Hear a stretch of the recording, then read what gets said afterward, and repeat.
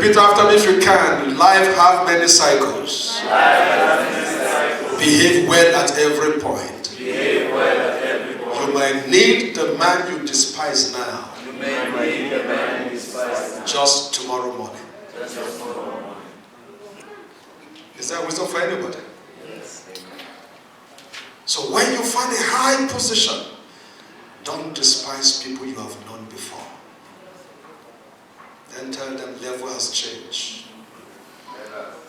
Yes, the level has changed. But you know life only has one class. Life does not have many classes. When you see one mango tree, do you have mango trees here? Yes. When you see one mango trees, all the mangoes don't get ripe the same time. Yes, sir. But they are from the same roots, the same tree, the same supply of nutrient. Is that right? So when people are plugging you because you are ripe, don't despise the unripe one. You are on the same tree. It's going through the same process. By the time they finish sucking you, that mango there might be next. God has planted us on one tree. Don't despise. You have an edge today, don't run down your colleagues. Don't run down your people. People you grew together, people you live together. Don't throw them away. You might look like, yeah, I'm a high flyer. No, you've not flied enough. Because someone can take off today and overtake you. And then you will need the person. Does that make sense? Vice President today in our country used to be the Attorney General of Lagos State some years past. And during that time, there was a guy who is a governor. After that guy who made him Attorney General, we have another governor that was believed he transformed Lagos State. I'm sure you know who I'm talking about. Now, while that guy was governor, he had despised our current vice president and embarrassed him. And now the guy he embarrassed is now the vice president of Nigeria. I don't know if you understand what I'm talking about. So it became very, and that former governor could not easily walk up to him. If he had not taken advantage of his position as a governor against this man, today him and the vice president would have been like this. Is that okay? You don't know. Look at your neighbor and say, you don't know how far I'm going. Don't despise me now.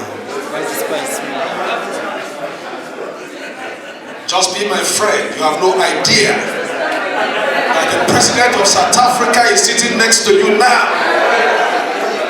Are you hearing me?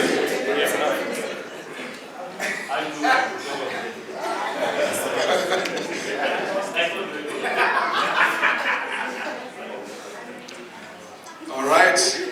Let me say two more on this and leave it.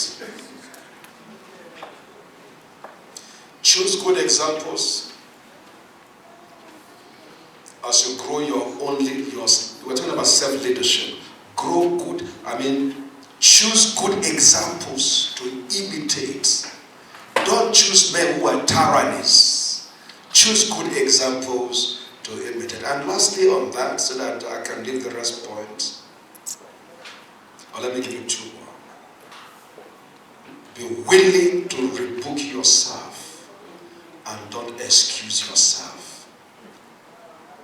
When you do wrong, be willing to do what? Rebuke yourself. Don't excuse yourself. Oh, I did wrong because. No, don't shift it. Take responsibility. Be willing to talk to yourself and say, this is not good. This is not good.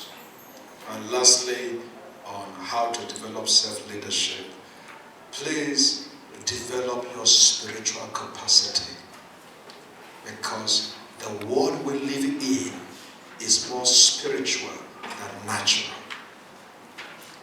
Develop your spiritual capacity. Because the world we live in is more spiritual than natural. If you will not write anything, please write this down. I will say it again for the last time. Develop your spiritual capacity. Because the world we live in is more spiritual than natural. It's more spiritual than natural. Maybe you need to understand that. Can I have you, for example, stand up, please, 3 of you, if you don't mind.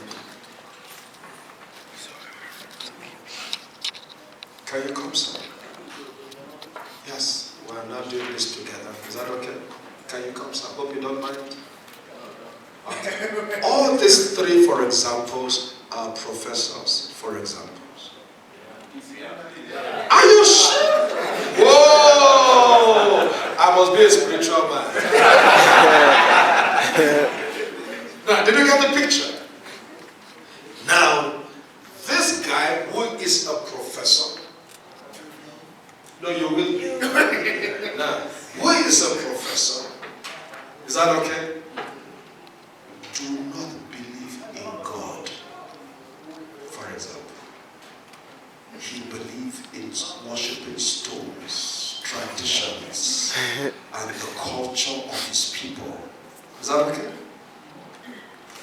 This guy, who is also a professor, believes in God, knows God, not just going to church. He really have a relationship with God.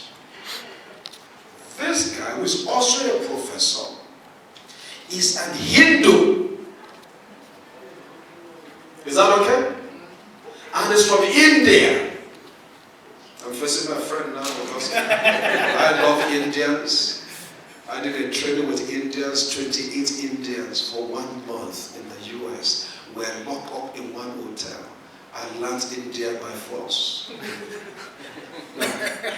Are you getting what I'm saying? He's a Hindu. Don't miss what I'm about to say to you. They are all first class in their career. Very intelligent. Is that okay? Very intelligent people. But they have different spiritual allegiances. Am I well understood? So he will even be a Muslim, another person can be what other religion exists now? Judaism. He may be Judaism. A Judaism person. Different belief system. Now quote me if you can. That no matter how good you are on your job, your belief system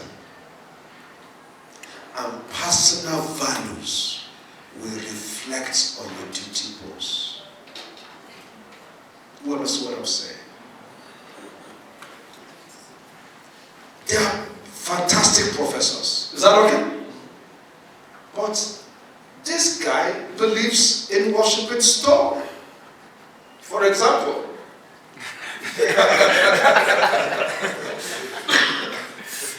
Do you know what I'm saying? For example, he worships rivers. So every time he wakes up, he goes to bow to one stone in his room, put some oil on the stone, bind his head 7 times. That's what he was told to do. And then he goes out, believing that the gods of his ancestor will go to work with him.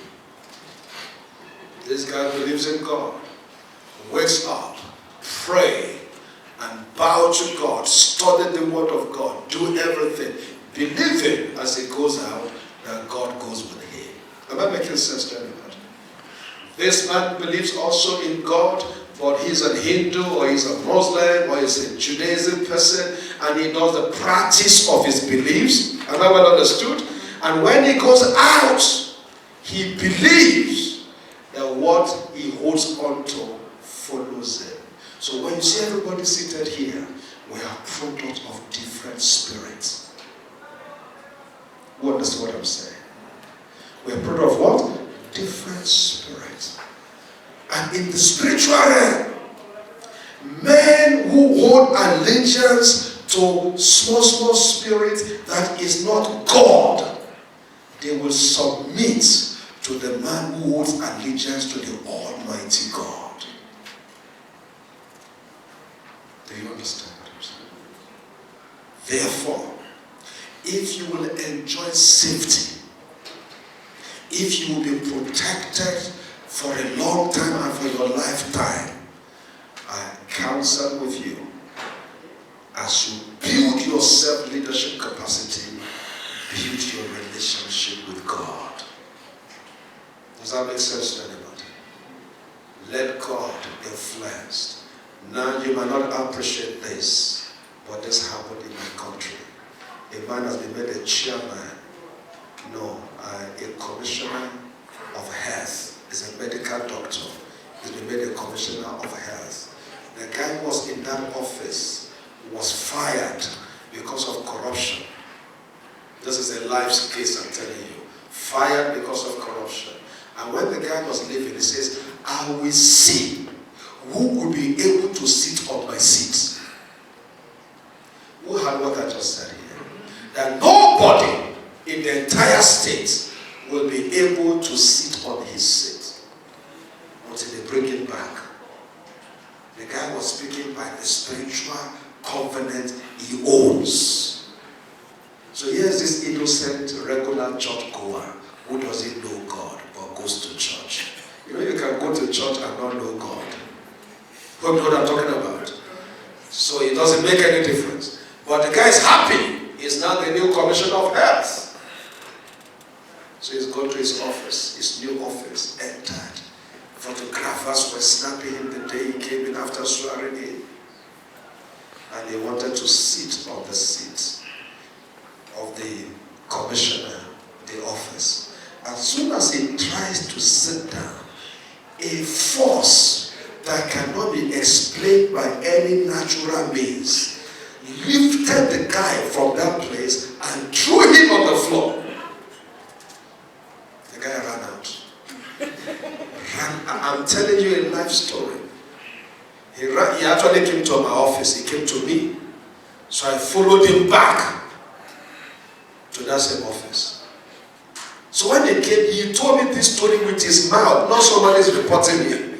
Are you getting what I'm saying? And then he came and said, yes. I said, when all your life you're always going to church, you don't know God. That guy who was on that seat before knew the devil. Is that okay? He has a covenant with the devil. So when he was leaving, the devil tells him, you'll be back here. No power, nobody will be able to see this place. So I went back. And I went to pray in his office. And he said, no, you want them to change all the furniture. I said, if they change it and you sit, that power will still throw you away. The issue is not the chair. The issue is the word that has been spoken. I don't know if you believe in prayer here.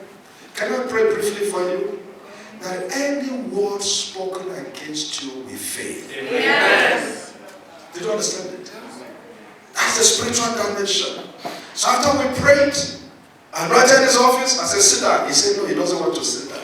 That I should sit first.